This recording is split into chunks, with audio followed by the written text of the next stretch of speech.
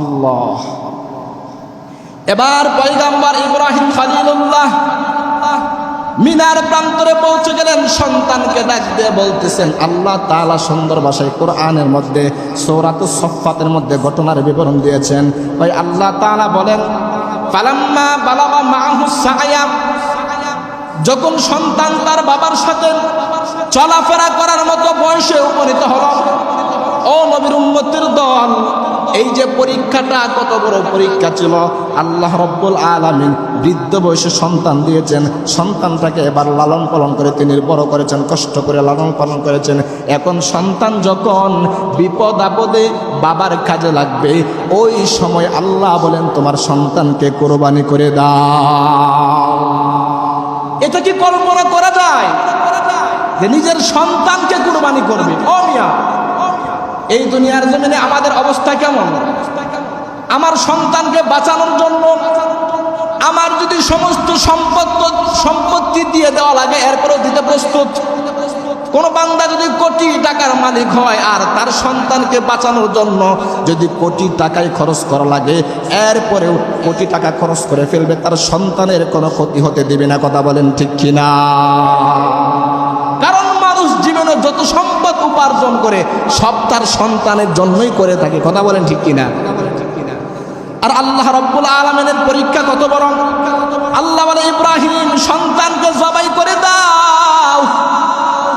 ফালাম্মা বালাগা মাআহু সায়া, যখন সন্তান তার বাবার সাথে চলাফেরা করার মতো বয়স উপনীত হইল, তখন আল্লাহ তাআলা বলেন, পয়গম্বর ইব্রাহিম আলাইহিস সালাম বলেন, তখন তিনি স্বপ্নে দেখতেছেন। ফালাম্মা বালাগা মাআহু সায়া, সন্তানকে বললেন, ক্বালা ইয়া বুনাইয়া, ও আমার আদরের কলিজার টুকরা সন্তান, ইন্নী আরা ফিল মানামি আন্নী আযবাহুকা, ও আমার সন্তান, আমি স্বপ্নে দেখি যে তোমাকে জবেহ করছি। ফানজুর মাযা তারা, ও আমার সন্তান, সুতরাং এই ব্যাপারে তোমার কি অভিমত, তুমি তাড়াতাড়ি আমাকে বলে দাও। সন্তান কেমন সন্তান? তিনিও তো একজন ভবিষ্যৎ পয়গম্বর। আমাদের অবস্থা হলে কেমন হতো? সন্তান এই সংবাদ যদি জানতো তার বাবা তাকে জবাই করবে, আগেই বাড়ি থেকে পলায়ন করতো। কথা বলেন ঠিক কিনা?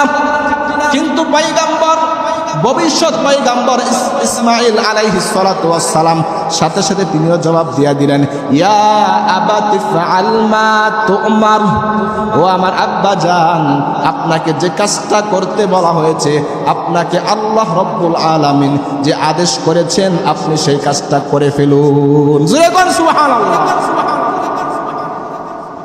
ইয়া আবাতি ফাআল মা তুমার, আপনাকে যে কাজটা করতে বলা হয়েছে আপনি সে কাজটা সেরে ফেলুন। আর আপনি ভয় করবেন না যে আমি পলায়ন করবো, এমনটা ভাববেন না। সাতাজিদুনি ইনশাআল্লাহ, সাতাজিদুনি ইনশাআল্লাহ মিনাস সাবিরিন।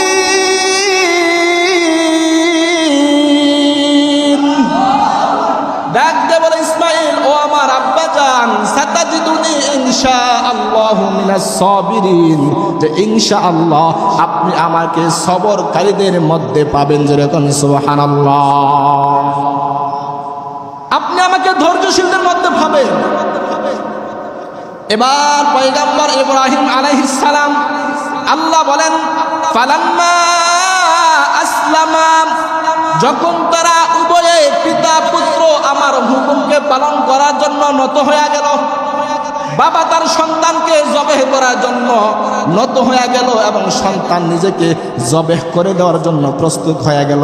ওয়াতাল্লাহু লিল জাবিন, এবং সন্তানকে যখন ইব্রাহিম খলিলুল্লাহ মাটির মধ্যে উপর করে শোয়াইয়া দিল, এবার জবেহ করে ফেলবেন।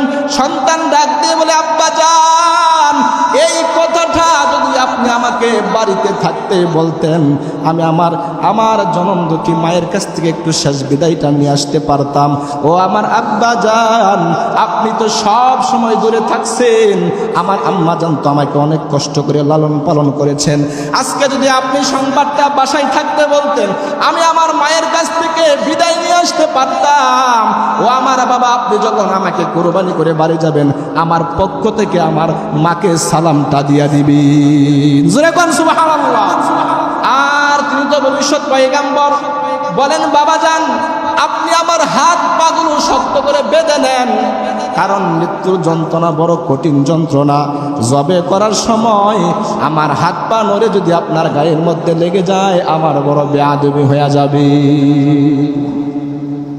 এবং আপনার কাপড়গুলো একটু গুটায় নেন, কারণ রক্তের ছিটা যদি আপনার গায়ের মধ্যে লেগে যায়, আমার মা এটা দেখে সহ্য করতে পারবে না। আব্বা যান, আপনি বাড়িতে যাওয়ার সময় আমার জামা একটা নিয়ে যাবেন, আমার মায়ের কাছে দেবেন। ওই জামাটা দেখে হয়তো আমার মা তার মনটাকে একটু শান্ত করতে পারবে। এই কথাগুলো যখন সন্তান তার বাবাকে বলল, ও নবীর উম্মতের দল, একটু চিন্তা করুন না বাবার মনের অবস্থা কেমন হতে পারে। কিন্তু এরপরেও তো অন্তরে আল্লাহর মহব্বত বেশি। এরপরে পয়গাম্বর সন্তানের ভালোবাসাটাকে দমিয়ে রেখেছেন, কারণ আল্লাহ তাআলার হুকুম হলো সন্তানকে জবাই করা। ও নবীর উম্মতের দল, পয়গাম্বর